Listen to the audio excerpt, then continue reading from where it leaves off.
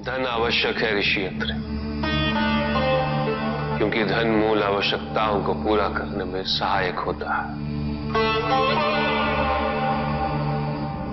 किंतु जब कोई व्यक्ति इच्छाओं को आवश्यकता समझने लगे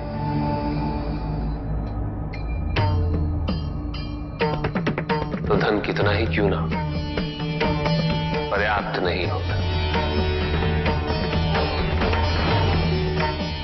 क्योंकि इच्छाएं अंतहीन है। इसलिए मनुष्य कभी ना समाप्त होने वाली इच्छाओं की पूर्ति हेतु धन संचय को ही अपने जीवन का लक्ष्य समझ लेता है।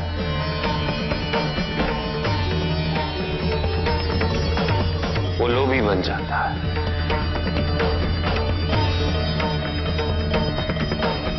वो भूल जाता है कि उसके जीवन का मुख्य लक्ष्य ईश्वर के समीप आना है।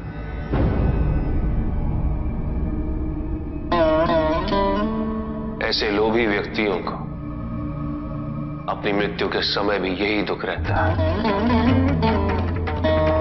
कि उन्होंने क्या कुछ नहीं पाया, क्या शेष रह गया।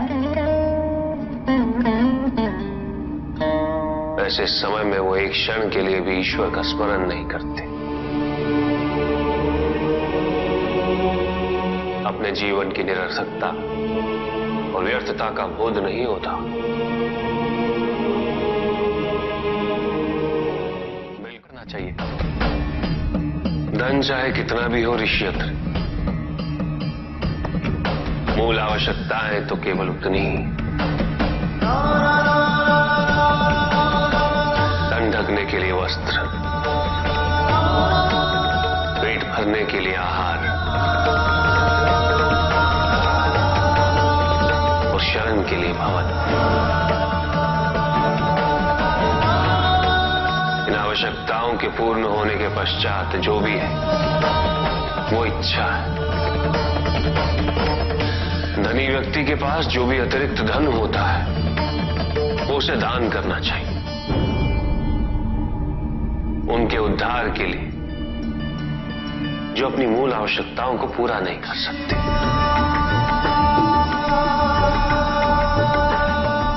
ऐसा करने से संसार में समानता होगी, द्वेष नहीं होगा, सद्भावना बनी रहेगी। किंतु कुछ व्यक्ति इस तथ्य को समझ ही नहीं पाते। उन्हें अपने एकत्रित किए हुए धन से इतना मोह हो जाता है कि वो उसका एक अंश भी किसी और को नहीं देना चाहते।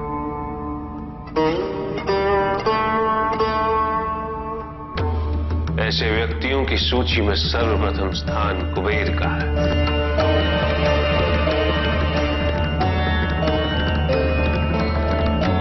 इस संसार में सबसे अधिक धन उन्हीं के।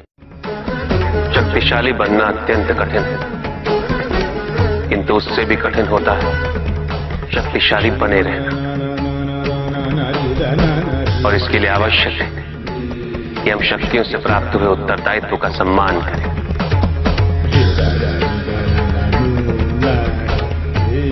अन्यथा हम स्वयं पर निरंतर खो देते हैं और यह हमारे पतन का कारण बनता है।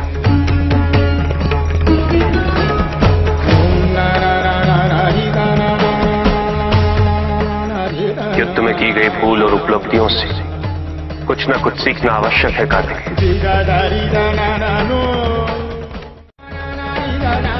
बुराई और अच्छाई के मध्य ये युद्ध निरंतर चलता रहेगा। आज एक अध्याय समाप्त हुआ है, कल दूसरा अध्याय आरंभ होगा।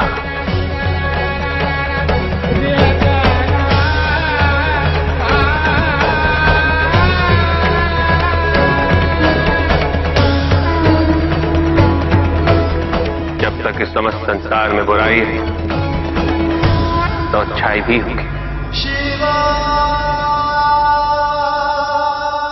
किंतु अच्छाई और बुराई के युद्ध में जीत सदैव अच्छाई की ही होगी। आध्यात्मिक कार्य के लिए शरीर को, सीमाओं को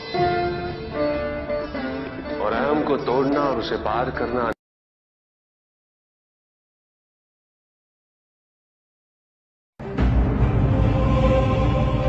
तो मेरा अपराध क्या है प्रभु? तुम्हारा अपराध था एक त्रिदेव को दूसरे से बड़ा समझना, उनमें भेद करना, उनमें तुलना करना।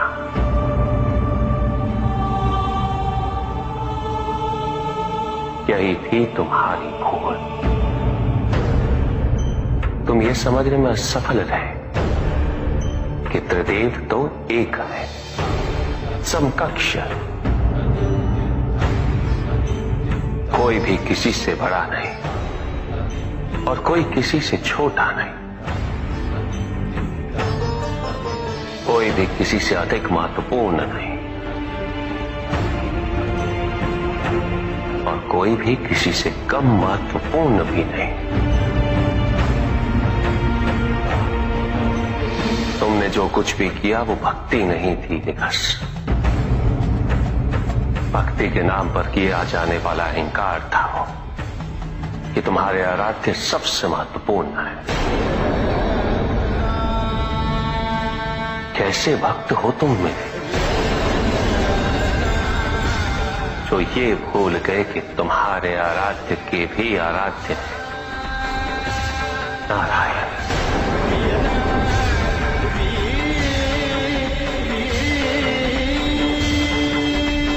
भक्त यदि सच्चा तो उसके पास अपने आराध्य को पाने के अतिरिक्त ये सोचने का समय ही कहां होता है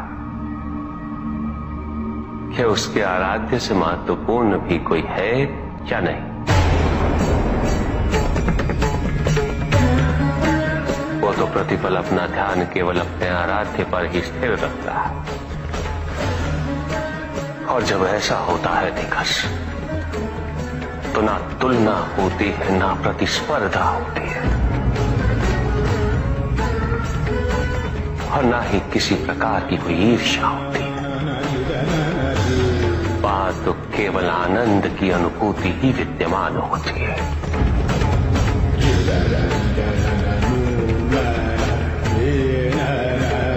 यदि तुम ये सोचते हो कि ये समस्त संसार केवल मुझसे है तो तुम्हें इस संसार के प्रत्येक स्वरूप से प्रेम होना चाहिए था। तुम्हें इसके कण कण में मेरी अनुभूति होनी चाहिए थी। तब भी किसी प्रकार का भेदभाव तुम्हारे मन में उत्पन्न नहीं होता, किंतु तुमने ये प्रमाणित कर दिया निकास कि अपने आराध्य के प्रति तुम्हारी भक्ति वो भी अधूरी थी, अपूर्ण थी।